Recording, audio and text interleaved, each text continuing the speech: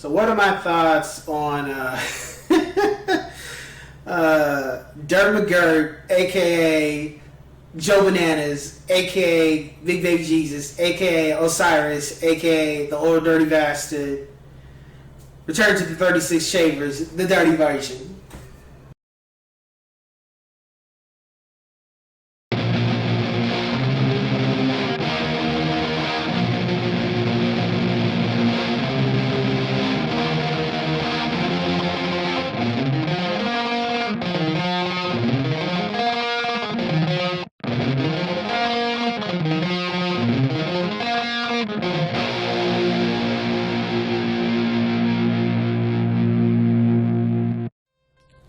What's going on, ladies and gents of Cyberland? Coming back to you with another album review from the solo artist of the Wu-Tang Clique, the Wu-Tang Clan.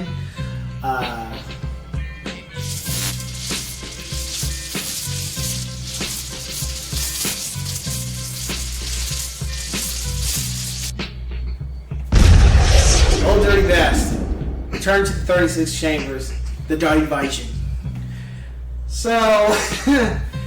man, where are we gonna begin with this? First off, I gotta say, when I bought this album, or when I first heard it, I did not like it.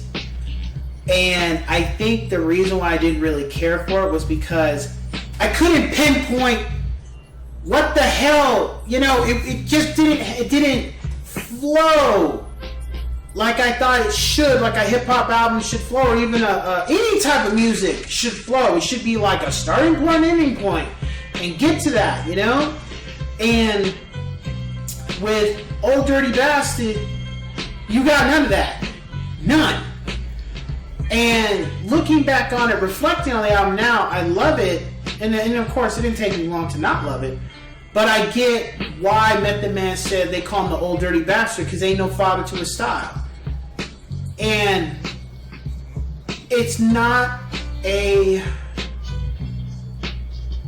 kind of like, out of all the solo albums that have ever been released by the Wu-Tang, Old Dirty Bastard, with this album, I feel it's not a cohesive album. It's a solid album. It's a great reflection of work, but it's not cohesive as in, there's no theme to it. It's all over the place. And I think the part of him being no father to his style is that there's no style to it. It's like, it's meant to be all over the place. It's meant to be Brooklyn Zoo, then Hippa to the Hoppa, then it's, him trying to sing, which he does a terrible job at, but you can appreciate it for what it was. And then Protect Your Neck, and then encompassing shame on a nigga in there. And then it's just like, it's just crazy. Like, that's, Joe Bananas. Like, Joe Crazy. That's the banana part was a term meant for crazy. He's Joe Crazy. Old Dirty Bastard is crazy. Was he really crazy in real life? No. But the way the album was presented was like, this dude is crazy. And the lyrics was wonderful. The music was great. Everything about this album was great. It's just, it's not cohesive. It's all these melting pots of all this stuff just thrown in. It's a gumbo. It's like a gumbo album. A little bit of this, a little bit of that, a little bit of this, a little bit of that. And it's all mixed in a pot, and that's the album. Whereas Liquid Swords had a theme. Only Built for Cuban Links had a theme. It had a point. It had a beginning and end. The dirty version, 36 Chambers, is just like, it's like taking 36 Chambers where that had a beginning and end and everything was crafted, and this is just like all over the place. It's like, like how the album starts out. And I didn't know who this guy was at the time, but he's referencing Blowfly, who was like this, he's long since passed, but he was like a singer, but comedian, and he would take original songs and make them dirty. And I think that's kind of a little bit element of what ODB was doing with this album. Was he was taking Return to 36 Chambers, but putting his own dirty brand on it.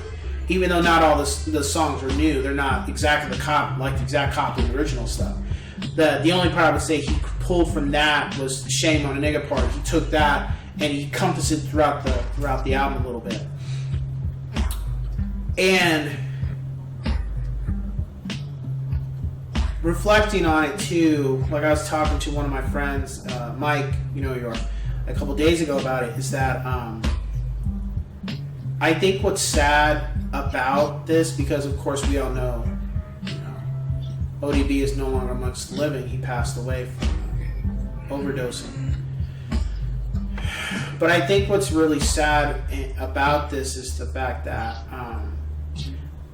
I don't think ODB realized that when he made this album and when it was released, that this wouldn't be something he would probably be able to pull off again.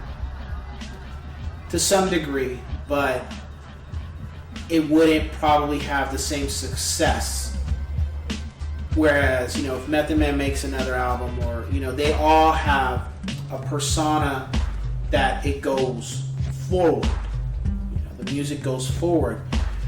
But would ODB be able to keep releasing albums like this to where it's all over the place? Like at one point, I think that probably was troublesome for him, because he made the album he wanted to make, but the problem with moving forward is, would he be able to make an album like that again? It would still people would be okay with it, and not be like, man, could you make something that's more coherent, more so not being all over the damn place? We've already heard that. Could you make something could you have something that has a theme or a story behind it? Because this doesn't really have a theme. It doesn't really have a story. And, he would still have his fans, but some people would just be, I think some people would be turned off if he moved forward still making material like this, but not calling it the dirty version or something, just making another album, but it's still doing that. I think that would be a problem for him, and maybe not the second album, but the third, fourth, and fifth, it would start becoming an issue. Of course, we never got that because he passed away before he would continue to keep putting out material, unfortunately. My rating for this album, I would give it 4.5 out of 5 yes sirs. I think lyrically it's on. I think lyrically it's not as good as Liquid Swords and Only Built, but the production, the music is wonderful. It's just, when I listen to Liquid Swords and Only Built, I got a beginning and end, and I know where I'm going with it. ODB is just kind of like, wham, and take it for what it is. And it wasn't, it didn't have, for me, it just didn't have a beginning and end. It's almost like you can, how you start with track 1 and go down? You start from the beginning.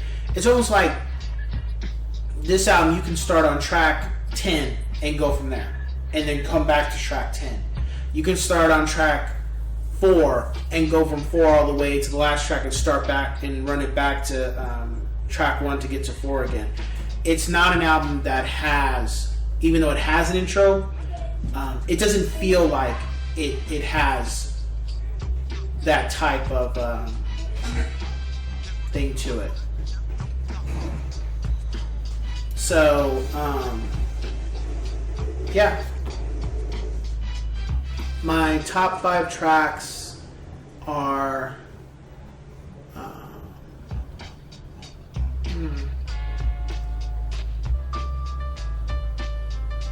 always interesting. Going Down,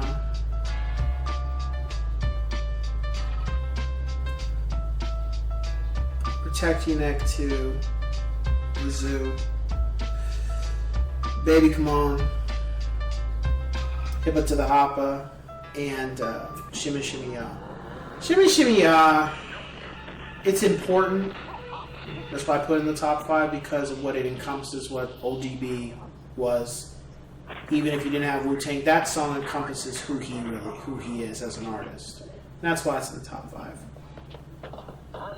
Again, if you liked what he had to say on 36 Chambers, the verses he did do, then you'll like this album. If you weren't a fan of that, you may not care for this album. But I do think he was a lot more, I wouldn't say consistent, but more, I wouldn't say controlled, but more grounded. I think he was more grounded in 36 Chambers, and I think this one, like, they had a leash on him to an extent. And I felt when this album came out, they were just like, they let the animal out of the cage kind of thing. Not referring to this man as an animal, but he just went. Whereas he kind of had to be grounded and contained a little bit with 36 Chambers. This one, he just went, he was let off the leash kind of thing. And that's why you get the album you get, which is great. It's just, I don't think it could ever be repeated per se. I think ODB, I think Joe Bananas was probably having difficult times ahead because of this album and because of what he had presented himself as. But that's just my 2 cents. So, I would say great work, memorable, does stand the test of time because ain't no father to the style. And again, name an artist that could create an album like this and it works. So, yeah. With that being said, I would say, let's just cue the music. Underground motherfuckers for keeping it real, but I wanna know who's in the motherfucking house.